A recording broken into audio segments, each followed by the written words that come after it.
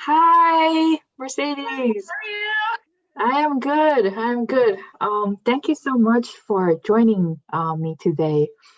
And Yeah, I'm really excited. okay, I want to I want to. So you will be our, I think, fifth guest to be interviewed. Thank you so much. And I would want to introduce everyone. This is Mercedes. Hello.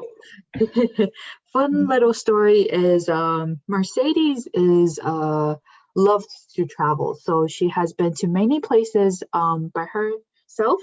And then one day when she was on this cruise trip, she met my parents.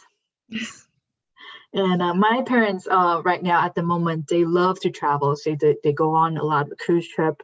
And so my parents and Mercedes made friends. When they came back, one day, my mom just told me, okay, Eileen, there's this person. She's like a very courageous woman. She like travels on her own. You got to meet her. And then we met at this restaurant. And somehow turned into we became friends. So we went to a night market in Taipei. I thought that was just a random, interesting thing. but I do appreciate those kind of interaction, meeting different people. So yeah, your parents set us up basically. as a play dates, yeah. That's yeah. And then I remember you said I brought you to try the famous pig bloods cake. Yeah. And, yeah. I mean, it's covered in peanut dust, so it's great. It's all it takes. Yeah, very, very courageous. Yes. And so right now, everyone, Mercedes is actually a nurse working as a frontline. Especially in this pandemic situation, we all want to thank you for your service and taking care of everyone. So today we will talk a little bit about COVID, but like also how have you been trying to get through this time, and a little bit of your hobbies. So we will go by one question. So first, I would like to ask, how did the year of 2020 treated you? The year 2020, is that what you said? Mm-hmm. The year 2020, well, I mean, just like everybody, I have the same kind of struggles. All the plans that you had might have been canceled. So I had some travel plans that were canceled. So that was a little bit, not so great. And then also I've been working with COVID. So it's been a little stressful, I would say. But, also kind of feel a little bit like you're really getting through something. So it's like a little bit of personal triumph as well. Lasting through it. Not that 2020 is over. Yeah, I made it through. So thank you for sharing. Yes, and I think it's really, especially people who needs to be like for us, we're not in the front line, so I think the stress level still there is some kind of stress level, but not as high as you guys are. So yeah. I guess for when you're like working in it, it feels a little bit less distant than maybe it does for other people. There's a pandemic going on and it's affecting me. But yeah, I guess when you're on the front line, it's a little bit more stressful. But I would say that probably the job is always stressful a bit. It's just heightened. It's not like a total change. It's not a total change. I see. So I see. I got it.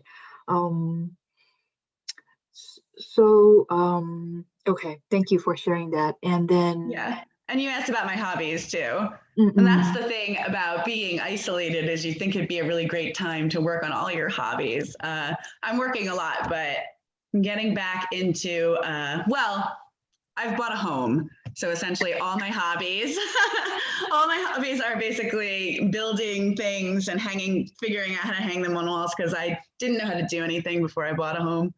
acquiring tools. I spend a lot of time at the hardware store. That's my new hobby, walking through Lowe's. But yeah, I haven't had time for much else. The things that I used to do, like knitting or painting. I like crafty things, cooking.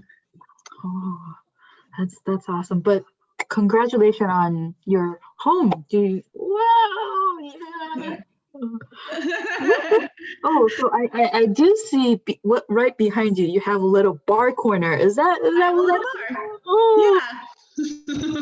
And I built that rack, and then I built that piece of furniture too. Wow. So, wood. It's great. Wow. Trial and error. Some things that didn't turn out so great. If have a chance, it's fun, you know. If have a chance after this is over, I'm going over there. It looks like a nice bar, so nice spot. So I've set it up for all the guests that I can't have over.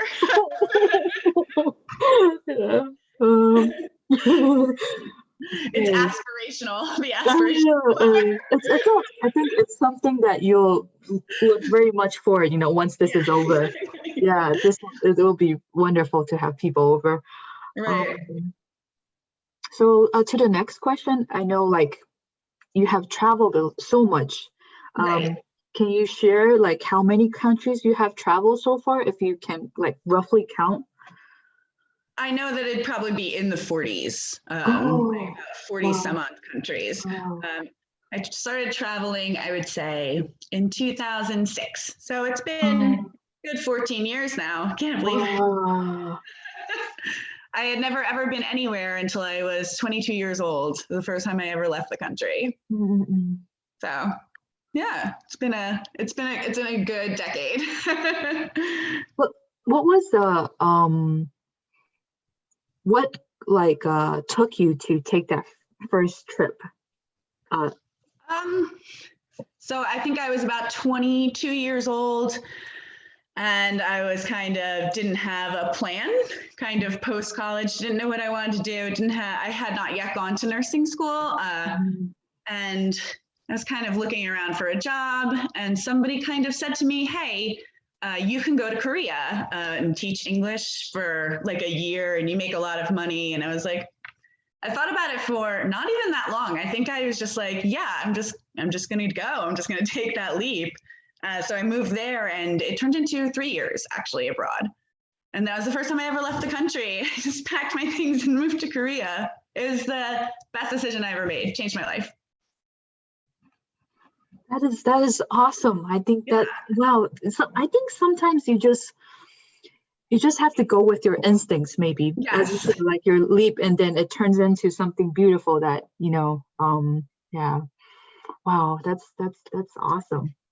So like by all these countries you have traveled so far, which is your favorite? That one that you will always want to go back because you just love every little details, like everything about it. Oh, wow. There's a couple like that for sure. It's really hard when you pick just one you really like, because you have certain expectations of some places and then no expectations of others. So I'm not sure if I'm judging them equally, because, well, Taiwan's a great example. I was going on a trip to Tokyo and I added like a week or so in Taiwan, didn't really know anything about it, didn't expect anything. And it was it blew me away how like fun and like gorgeous and tourist friendly it is. So like that's one of my I always use that as an example of like, I didn't really know anything, but like blew me away. And then I had like very high hopes for like places like Switzerland, but it wasn't much as like, it wasn't like as, it was a little bit like when I went and I was like, I can't even do anything here. I see. Got it. Oh. I generally do all of the countries. To me, that is summer where it doesn't get dark at all. Like I just blown away by it every time. It's so beautiful. And like the food, it's so clean and crisp. The air is really nice up there. So I think I pretty much will always go back to like Copenhagen and Stockholm and Helsinki. They're like my two favorite places. I love it there. Yeah. I will want to visit. Thank you for sharing. So once this is over, once this whole pandemic, we feel very safe to travel. Right. Which one will be the one that you want to go? Which country? So I've been kind of Google mapping and just like exploring virtually Poland. So it's definitely, I mean, that's the first place for sure. Oh, Like half planned. wow. Like 4 cities in Poland, 2 Oh, weeks. I see. Go hiking in the Tatra Mountains. It's gonna be great. Wow. You did your homework. Wow. Oh, that's Exactly. awesome. Oh, I love it. It's like not even work for me. It's like it's the most fun planning a trip. Oh, that's exciting. Okay. So, like, doing all this traveling, like for so many years, what would you say, what's the best thing about traveling? What's like traveling, what does it mean to you? Like, interestingly enough, like I like the person I am when I'm traveling because I become somebody who is, there's like problem solving and challenging yourself when you're in a different environment, and like just the feeling of kind of getting around and finding hotels and like getting on trains. I really love that. I love the whole like mission of it. It's like see the things, talk to people, eat the food, like, and the homework done it. It just makes me feel like I'm really like challenging myself, using my potential. Like I'm being adventurous. I'm being like, from new frontiers. I mean, obviously I love all the other things about traveling, like the sights and the food, but that's kind of, it's, in my way, I just like it, like who I am when I travel. I become like a very carefree person. It's nice. Yeah. That's what traveling means to me for sure. It's very true. Thank you for sharing, because I feel like the way you shared, it sort of also means like it helps you to discover a new side of yourself. So it is wonderful. It's truly amazing, like how different you see yourself when you put yourself in a different setting. Like figure out like who you are, like how you react to situations more organically. That is very true. I know that you travel on your own, solo. I do. What, like, I want to know why you do it so much. Like, yeah. Well, there's logistical reasons. I am single and I have a little bit more vacation time than I think a lot of office worker types do, because I work weekends and holidays, so I have a little bit more like time to wander. But then there's also like, so that's like, whenever people ask me advice about traveling, it's like, first advice is like, just go. Do not wait for people to go with you. You'll never go anywhere. Right, that is right. If you want to travel, you have to do it yourself, because people will just sit there like for a year and be like, yeah, we're going. It's like, no, just book that plane ticket, figure it out later. If someone wants to come with you, I certainly sometimes drag people along with me. My grandmother is like every year my grandmother and I take a trip, which is just the best. My 87-year-old grandmother and I. But yeah, I travel alone because you just really do have to. But I do like it. I don't want to say that I'm only traveling alone because I don't have someone to go with me. I love being alone, especially when you're on vacation and you just get that nice block of just like being by yourself. It's nice, quiet. That's good. Thank you. Yes, and I understand, because especially you're constantly with people for your work type. You need kind of like a reset. Just right. Yeah. I see. So other than traveling, I know that is one of your biggest hobby, but you mentioned about crafting and other stuff as your hobby. Besides setting up your new place, is there any new hobby that you have discovered? No, not right. No hobbies that I've discovered, because I am starting, big announcement, I'm starting a new job in the emergency room in 2 weeks. So I'm going to put some hobbies away for right now, because I'd like to carry like career focused right now because I'll be learning an entirely new skill set. Not entirely, but a newer skill set. So diving into work. And then next, I mean, I really want to start with the learn a language type thing. Yeah. Try to beef up my language skills. That'll be my new hobby. Oh, that's awesome. So for your like congrats on your new position in the ER. Yeah. And I hope everything goes well with that for you. And for the new hobby, like trying to learn a new language, I would recommend can use this new like a social media app called Clubhouse. Right now, right now it's only offered to Apple iPhones, but once they develop to Android, you get to just talk to strangers. And I think for me, I'm learning Korean, so I step into the Korean room and speak a little Japanese, speak a little Korean, and it's like a good thing for you to learn language. Yeah.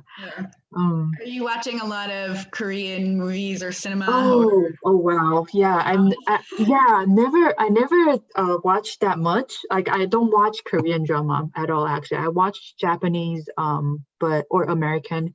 But last year through Netflix, I have watched about 10 shows, I think. I am surprised. Yeah.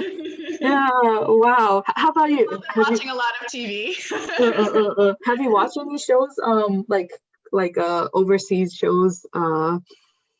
Overseas shows? No, I don't know where to get. I have to get a line on where to get like those kinds of things. Just watch a lot of American television. What's your favorite show recently you've been watching? Right now, this isn't recent. I'm way behind. But right now, I've been watching Blackish. That's my new favorite show. I'm like really into like family sitcoms. And what dramas am I watching? I don't think I'm watching any dramas, to be honest. I'm just keeping it really light, just sitcoms. And movies. I've been watching a lot of old classic movies. I watched like A Fistful of Dollars and The Good, Bad, and the Ugly, and then like West Side Story. I'm trying to watch movies that I've heard of but have never actually seen. So some of them are good. Some of them are like. That's my new hobby. I should have mentioned that. Yeah, I've been watching a lot of movies lately. It's good.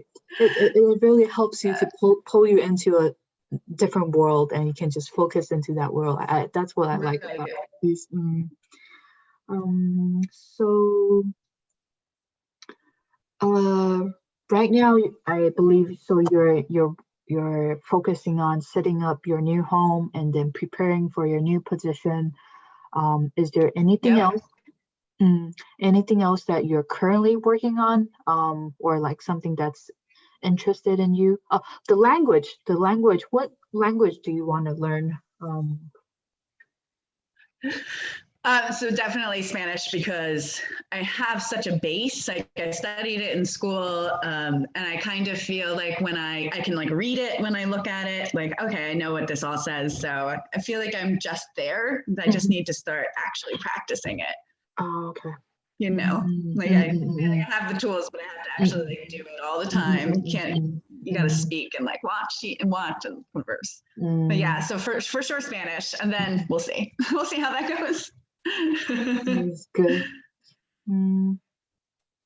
So, sorry, could you remind me which state you're living in right now? I live in Baltimore, Maryland. Oh, okay. How is the current situation over there, like for COVID? Is there lockdown, or like everything is better than before? I think that so right now at this current moment, by which I mean by the week, we are starting to level out, which is like in the hospital, as far as I think we have the same kind of outside measures that everybody else does, like 25 or 50% capacity, all that kind of stuff. And they haven't yet gone back to school, but it's imminent. It's happening really soon. But in the hospital this week, and to a lesser extent last week, we started to see like a lull, like things are going down as far as admissions go. So it seems like that really horrible surge that just happened is kind of leveling out. So that's, that's good. At both my jobs, I'm seeing that. But, the thing about coronavirus or COVID-19, the problem with it is people kind of view it as like, it's a 98% survival rate, so it's fine. But I think that they don't really realize that we're trying to like prevent that surge from happening again, because like we can't handle it at the hospital. It's not about people dying. It's about the fact that I worked on a unit that was like 32 beds, 32 stroke beds. That unit is now only 12 beds because we have to make up for COVID. So it's not just Corona. It's like, if you have a stroke, you're going to get like less service because everything is so stretched thin.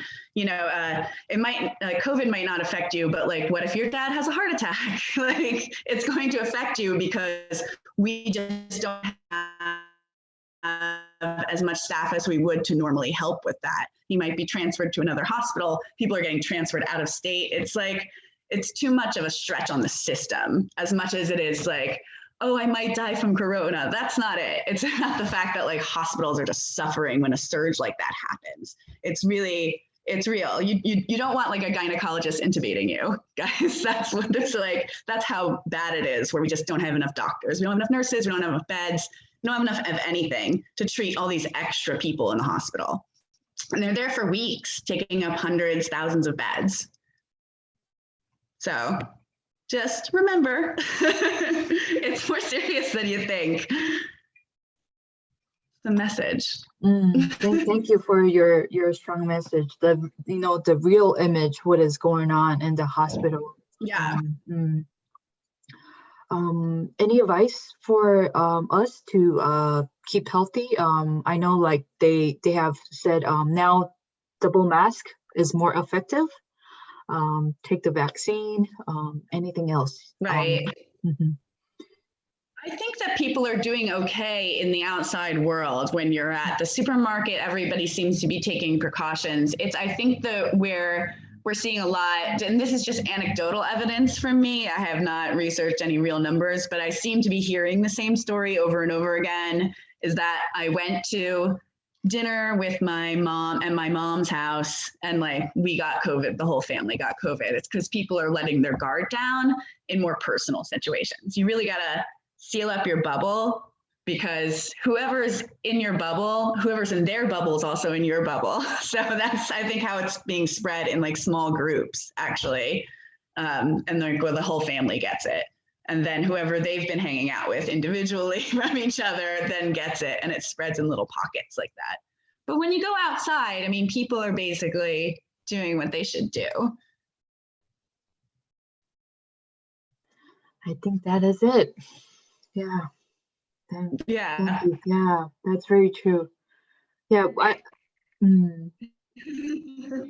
yeah, it's like for where I am right now, I'm in California, but we've been scratching our head like we are doing our part, but we cannot figure out what's the surge in the cases. So I think a huge part is that, and especially if we keep seeing it after holidays. So now we can almost predict any time that there's like a big holiday where people gather, like we're just a surge. Yeah, that's because they're spreading it to each other. It's very difficult, and I'm sympathetic. It's very difficult to be like, don't see your mom. That's hard for sure. But you gotta like maybe quarantine before you see your family and that kind of stuff. No after work drinks, guys.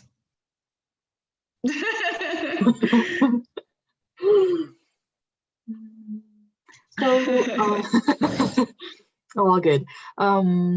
For this year, hopefully things will turn out right, so you can travel again. But what is your hope for this year? Like what you're hoping, what kind of year it to be for you? For me personally?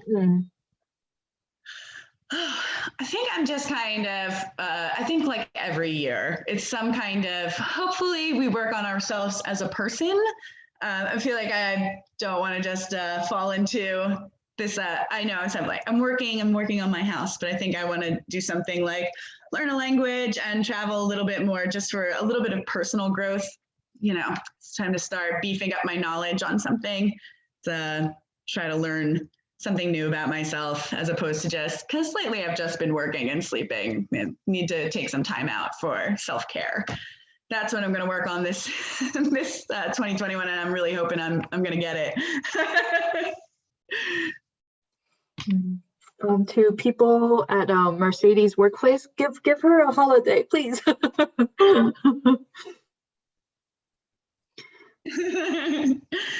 Yes. So last but not least, we have this little part where if you feel there's something you want to share with our audience, like a shout out or like a just especially you're like in the front line, so if you want to scream at us, saying like wear your mask, wash your hands, stop gathering, so any kind of message, it's up to you. Yes, and then please take it away.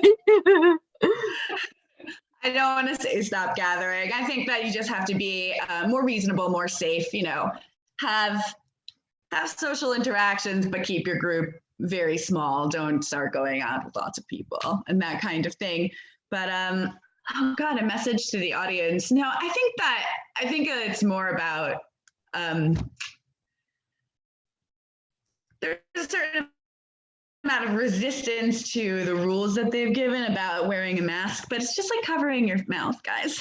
When you sneeze, when you cough, you cover your mouth. It's not even that big of a deal. And I think that we just have to really work together. I feel like I don't understand why people don't have more camaraderie about the issue. They're getting like angry instead. It's like there should be more of a communal sense of like, let's work this out together. That's the big hope, right, guys? You should feel good about wearing a mask and getting a vaccine. You should feel like you're helping me not to have 8 patients at a time. So thank you for doing that. If you guys are out there doing it, I know it's a huge inconvenience, but it helps us a lot. Thank you so much for your message, Mercedes. This will be end of our interview today, but I certainly do want to do another interview with you after this is over. So I think that will be fun to do. Yeah. So again, thank you so much, Mercedes, for your time today, and I hope you take care. Until next time. Thank you so much. Bye. Take care. Bye-bye.